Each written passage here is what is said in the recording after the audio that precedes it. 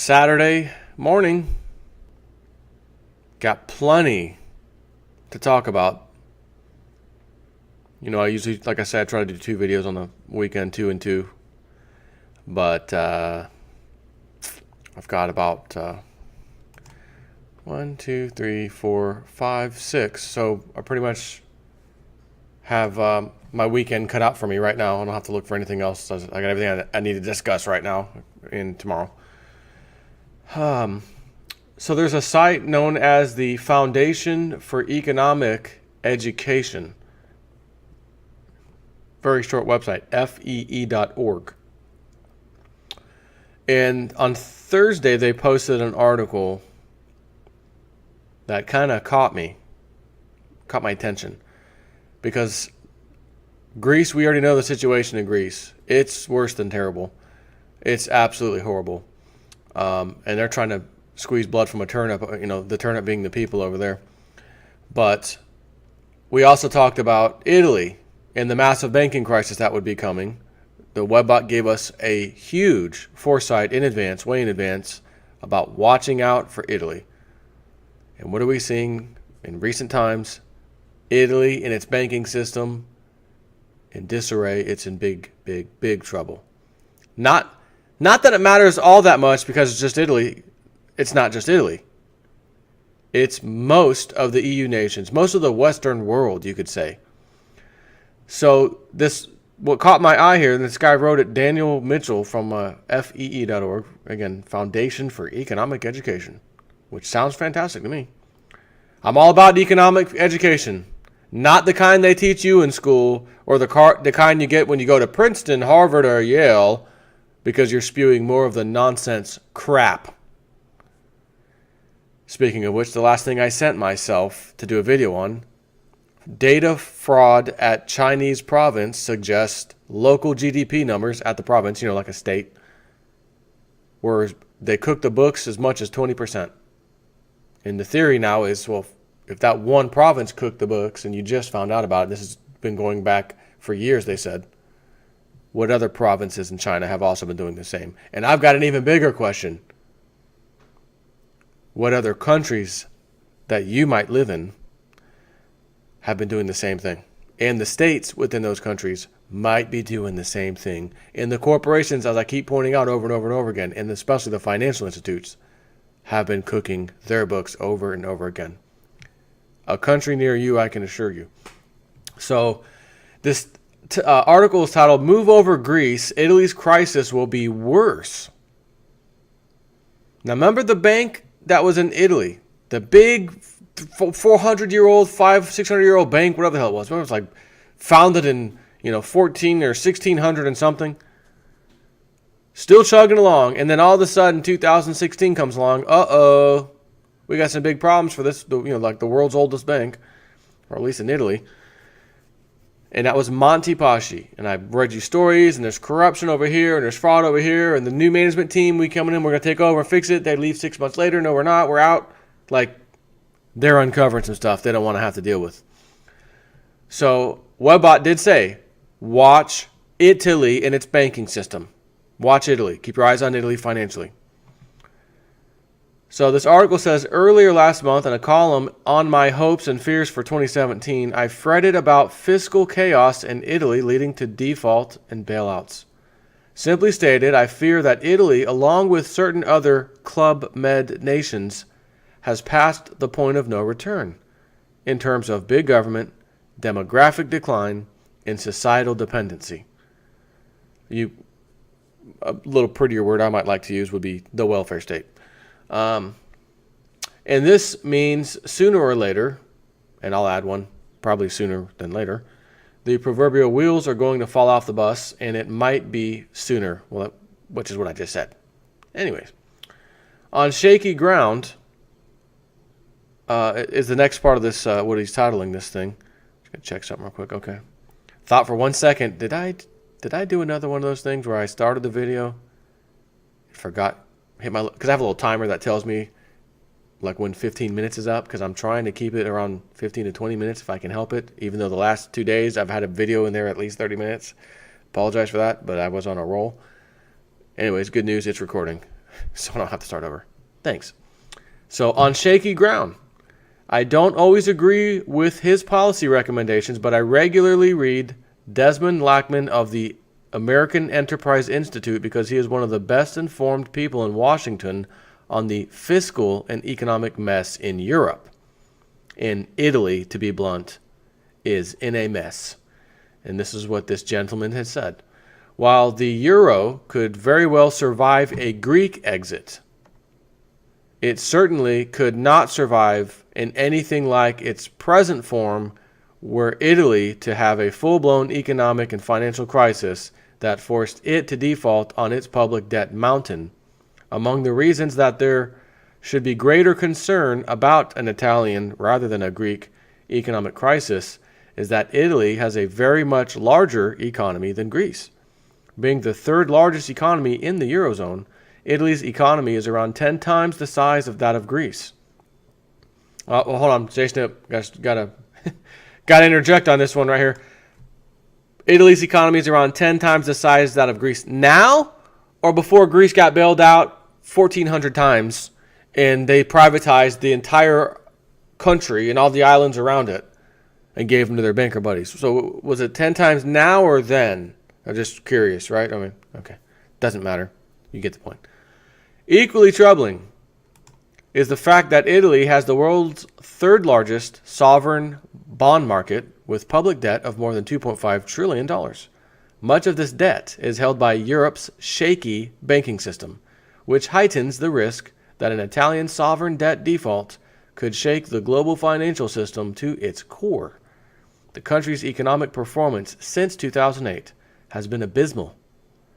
Indeed, Italian living standards today are around 10% below where they were 10 years ago. Meanwhile, Italy's banking system has become highly troubled, and its public sector debt as a share of gross domestic product, or GDP, is now the second highest in the Eurozone. And here's some of what this same gentleman wrote last year. Today, there would seem to be as many reasons for worrying about the Italian economy as there were for worrying about the Greek economy back in 2009. Like Greece then, Italy today checks all too many of the boxes for the making of a full-blown economic and financial crisis within the next year or two. The Italian economy today is barely above its level in 1999 when the country adopted the euro as its currency. Let me interject here. The euro was touted as taking all these countries and bringing them up, and lifestyles go up. I'm sorry. They've lost 10% of theirs since 10 years ago. As far as I know, the further out in the future technological advance we get, etc., shouldn't the world, generally speaking, shouldn't life get better for everybody? Or at least in the Western world, the ones that are running the show, you could say?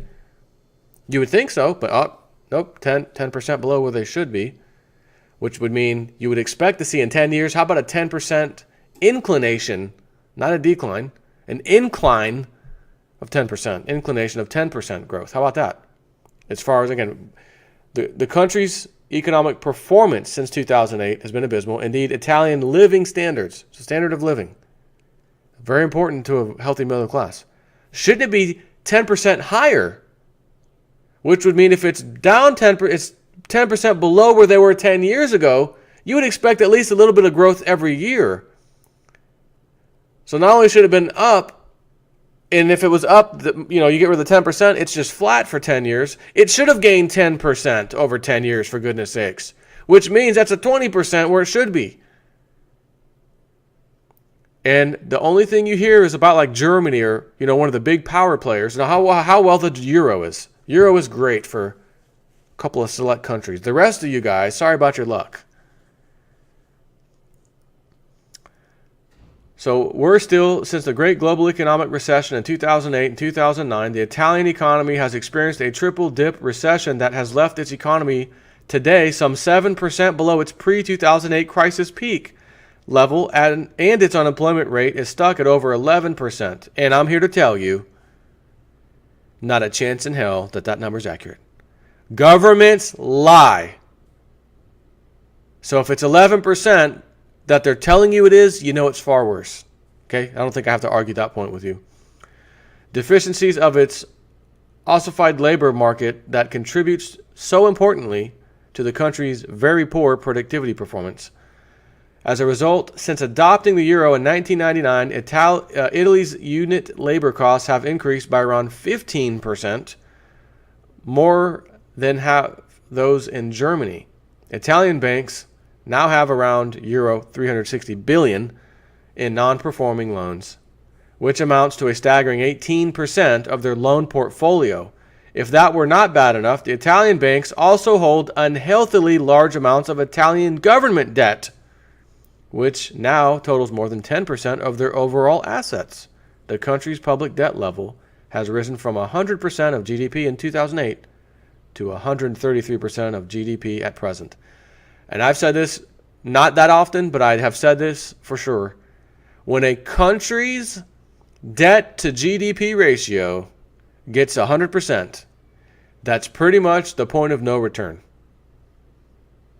Because it's going to keep going higher. It's going to be 101%, 105%, 110%, 120%. It's going to grow and grow and grow. This is no different.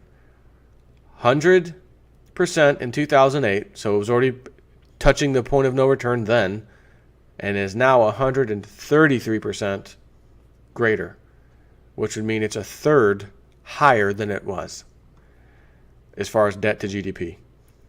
The numbers shared by Lachman are downright miserable. And he's not the only one pointing out that Italy's economy is in the toilet. Because it's showing, and this is, what do we have here? The debt to GDP ratio? What are we looking at? Let me see what this chart is actually showing. Actually, I'm not sure what it is. I'll show you the chart, but I'm not sure what it's actually showing other than some numbers going downward. It's not looking good. Ireland looks okay.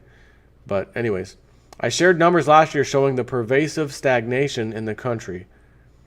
Falling birth rates. So what's the Italian government doing to solve these problems? Is it slashing tax rates? Reducing the burden of government? Cutting back on the red tape? Of course not. The politicians are either making things worse or engaging in pointless distractions. Speaking of which, I'm tempted to laugh at the Italian government's campaign to boost birth rates. Here's some of what's been reported by the New York Times. A government effort to promote Fertility Day. On September 22nd, a campaign intended to encourage Italians to have more babies. Italy has one of the lowest birth rates in the world. Italian families have been shrinking for decades. In 2015, 488,000 babies were born in Italy, the fewest since the country first unified in 1861. What? It has one of the lowest birth rates in Europe with 1.37 children per woman compared with the European average of 1.6, according to Eurostat figures. So again, if it's 1.3, even this other stat, the average is 1.6 per woman. That means, and I know obviously you can't have 1.5 children, but bear with me. Let's double that. Let's just say we're going to double these numbers just for the sake of easy math and making it understand real easily. 1.5, it's actually 1.6 is the Eurostat average. So for one woman, 1.5 children are born. So we're going to double that to make it 3 children for every 2 women. But there's also men, husband and wife, right? So if that means there's 1.5 children for a woman, it's safe to say it's 1.5 children for a man and a woman because it takes a man and a woman to have the freaking kid. So you have less, excuse me, didn't mean to pound on that microphone. You have less people being born who have to now carry the government debt, the weight, etc., the debt load of the retirees and their pensions and new government fluff and more government spending and bonds, and the rates got to go up, so the rates go up, so we got to pay more money to the people who we owe the bond money to. But we're doing this on less people who are in the working force because, again, the birth rate says so. This cannot, will not, mathematically certainty here, end well. And that goes for a lot of countries in the EU as well, of course. He says, by the way, I actually commend the government for recognizing that falling birth rates are actually a problem. Not because women should feel obligated to have kids if that's not what they want, but rather because Italy has a massive tax and transfer wealth. Rather because Italy has a massive tax and transfer welfare state that is predicated on ever-expanding population of workers, i.e. taxpayers, to finance benefits to the retirees, which is what I was just saying. You have less people to pull from to fund the retirees. Same problem we have here in America with this thing you might have heard of called the baby boomer issue. Yeah. But old people are living longer now, which is another problem. And low birth rates mean that there won't be enough taxpayers to prop up the Ponzi scheme of big government. And I'll add one, and their broken retirement promises to the retirees. But while the government deserves kudos for acknowledging a problem, it deserves mockery for thinking empty slogans will make a difference. More of the same. Moreover, there's also a problem in the Italian voters, in that the Italian voters have been so conditioned to expect handouts that they think the answer to the problem is even more government. The problem is not a lack of desire to have children, critics of the campaign say, but rather the lack of meaningful support provided by the government and many employers. Quote, "I still feel very offended," said Vittoria Icavele, 37, a journalist and mother of 2 girls, ages 18 and 10. The government encourages us to have... I'm sorry, I thought the quote ended. Let me put that back on for you. The government encourages us to have the babies. And then the main welfare system in Italy is still the grandparents.